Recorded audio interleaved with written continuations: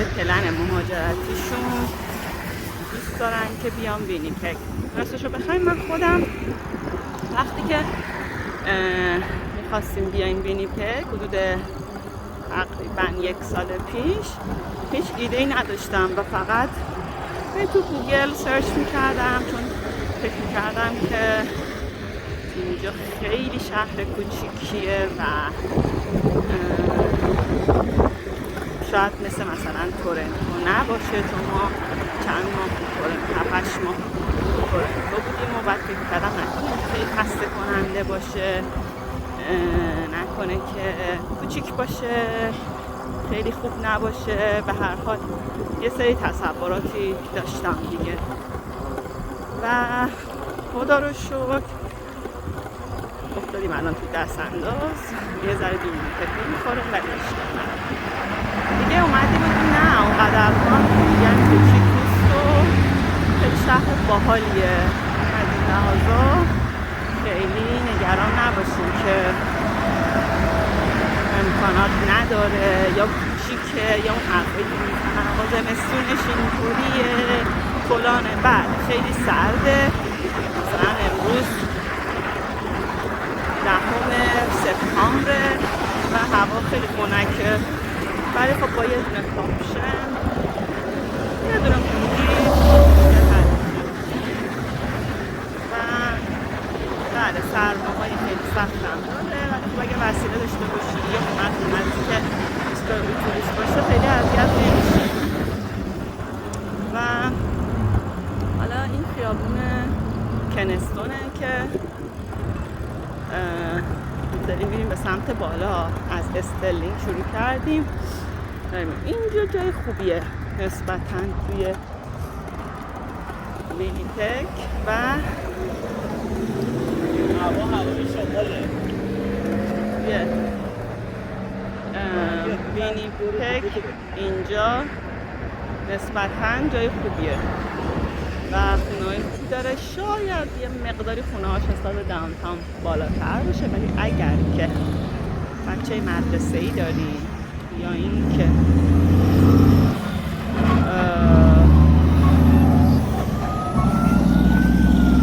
کلاً نمیخواین جایی باشین که یه مقدار مثلا هوملس زیاده یا ابوریجینال، میتونید اینجا رو انتخاب کنید، این محدوده رو، و آپارتمان های خوبی توش پیدا میکنید. ممکنه به خاطر صدای آتیش روشنی یه مقدار صدای من بد بیاد.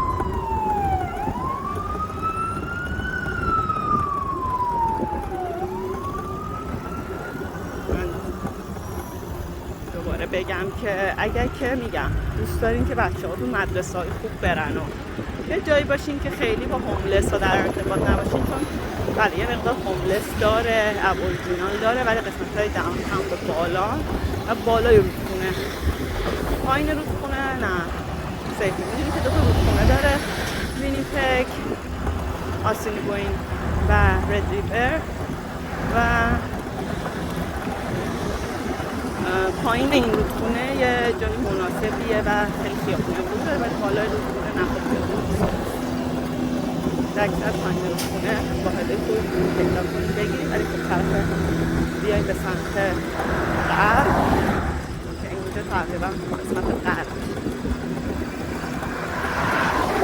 خرگوشه را میبینید برای خیابون رفتش بودو اگه میره.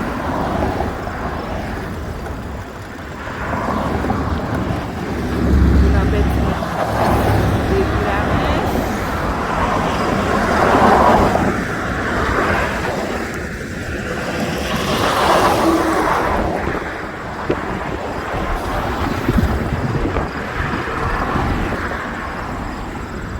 خوبیه این کنستون اینه که منتها علیهش که ما ازش رو افتادیم به میخوره به استرلینگ، که توی خیابون استرلینگ اکثر نمایندگی ها، مغازه ها، رستوران ها همشون و یک پاساژ خیلی بزرگ که معمولا قیمت‌های خیلی خوبی داره و اوتلت هستش توی اون قسمته.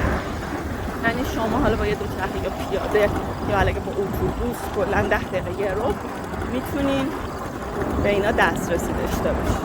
و مثلا سوپرمارکت های بزرگ الان نگاه کنید یه مقدار بزرگتر اینجا یکی از بزرگترین سوپر استورهای وینیپگ رو داره. شما میتونید موقع احتاجتون رو ازش بخرین و بعضی ما تخفیف خیلی خیلی خوبی هم میذارن. ببینید این قسمت ریل کانادین سوپر استور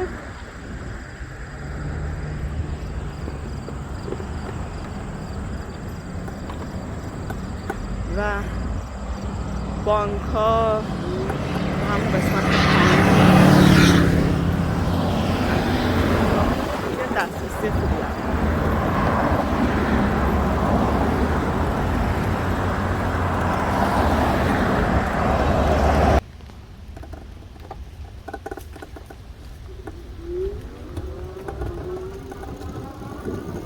اینم کوچه پس کوچه های کنسونه که بیام از کوچه پس کوچه هاش براتون بگم.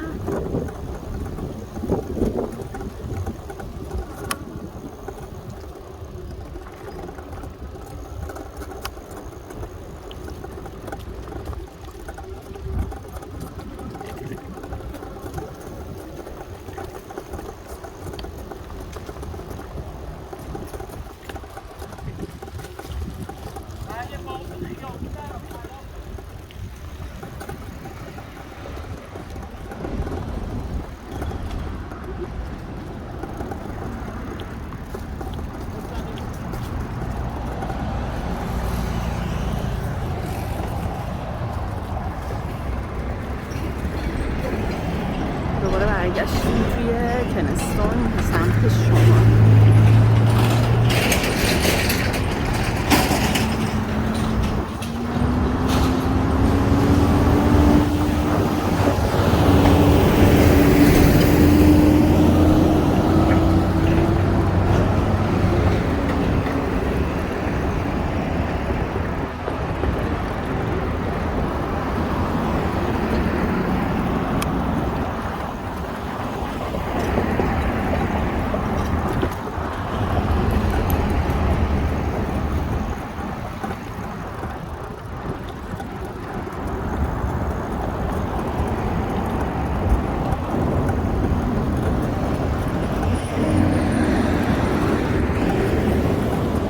Sorry.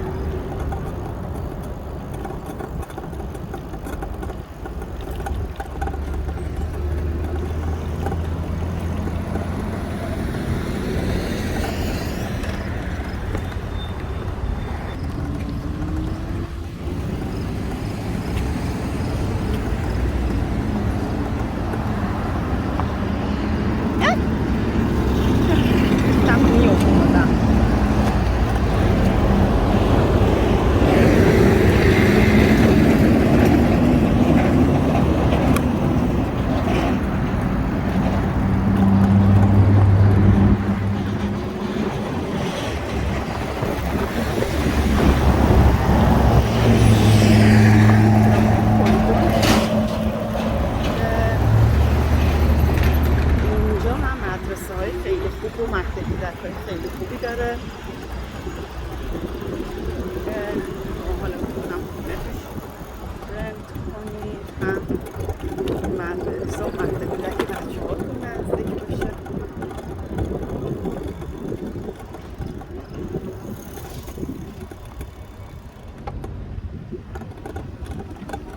اینجا میدونید که دوچرخه و آبر پیاده مثل همه ماشین باید هر جا باشه وایسه، یا اگر که تو خیابون هست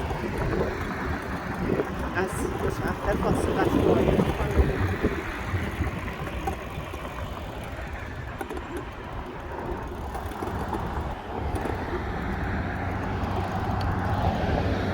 Sorry.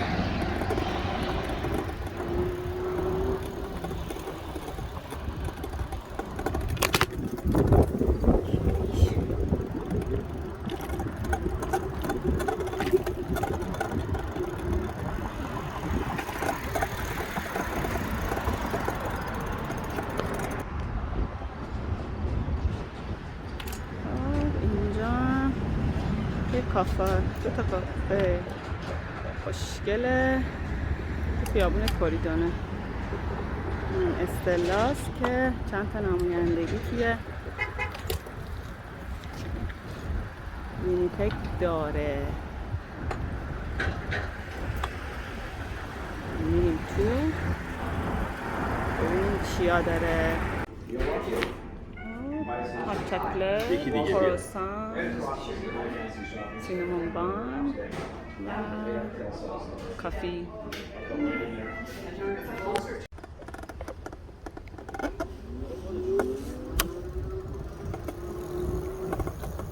هم یکی از فرعی های کوریدونه.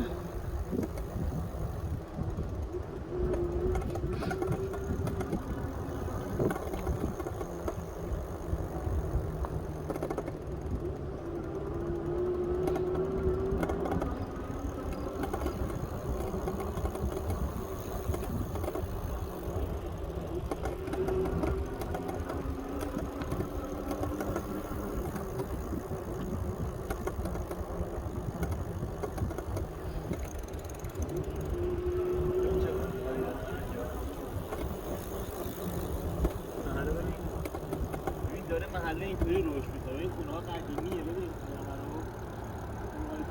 همه دارن اینطوری میشن.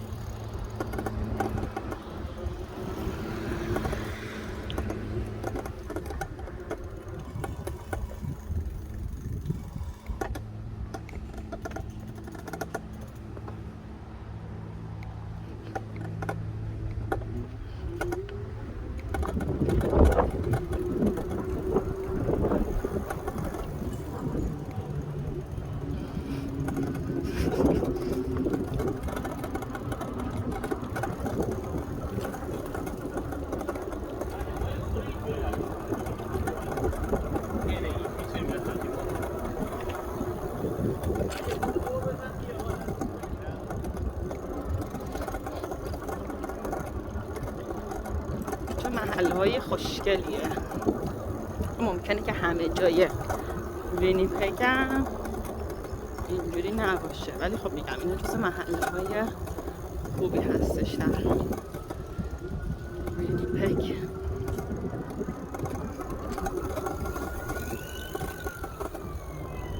که اون روبرو همون خیابون کنستونه و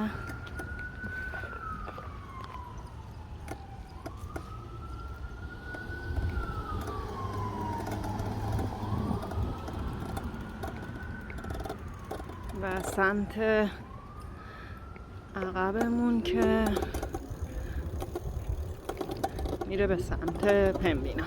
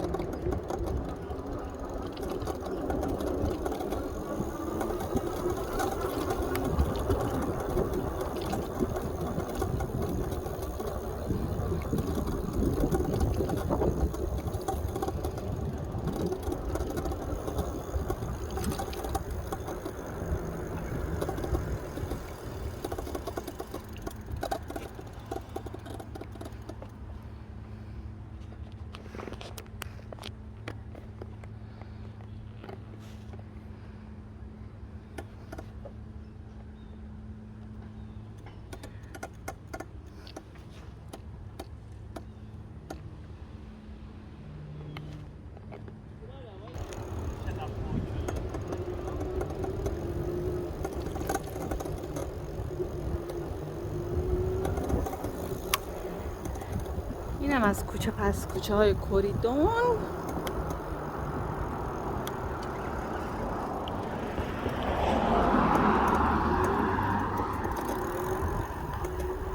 و خونه های خوشگلش.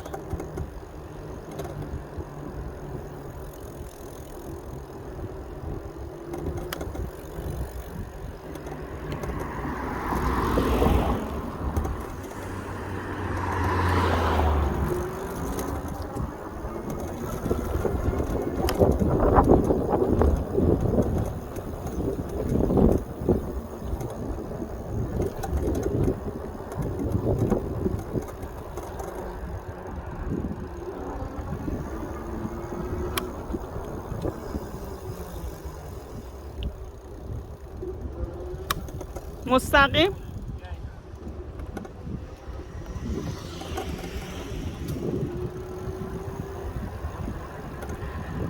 داریم برمیگردیم به سمت گرند، اون خیابونی که کافه توش بود و اینا رو میبینین. سنجابای کانادا. کل وینیپگ از توش ریل راه آهن رد میشه، یعنی شما به هر حال هر جام که خونتون باشه الان ریل راه آهن. به هر حال از راه آهن بی نصیب نیستین. قطار هم داره میاد.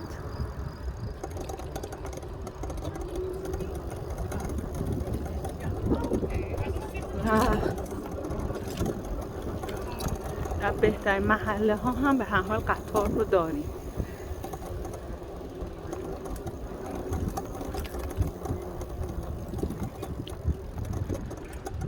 میپیچیم به سمت کنستون.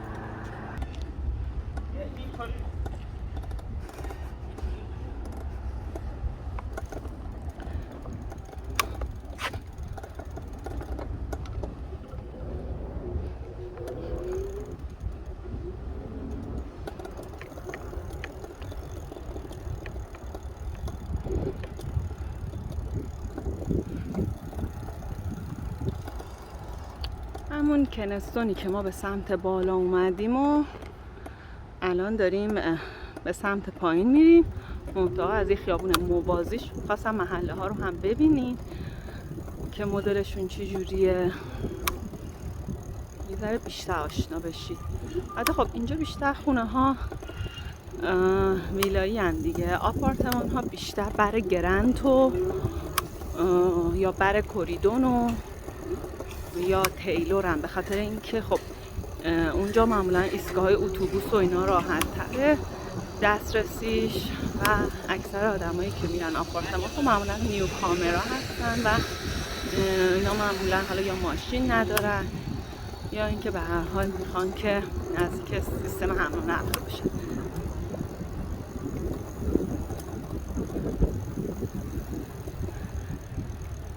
این از امروز که کلی هم دور زدیم توی یه سری از قسمت‌های وینیپگ. حالا جاهای دیگر هم براتون فیلم میگیرم که بیشتر با محیطش آشنا بشین و یه دید کلی داشته باشین که اگر خواستید انشاءالله مهاجرت کنید یا وینیپگ رو برای اقامتتون در نظر گرفتین، حداقل یه شمای کلی از مناطق دستتون باشه. این هم همون خیابون گرنتیه که بیشتر آپارتمان ها همون گرنته.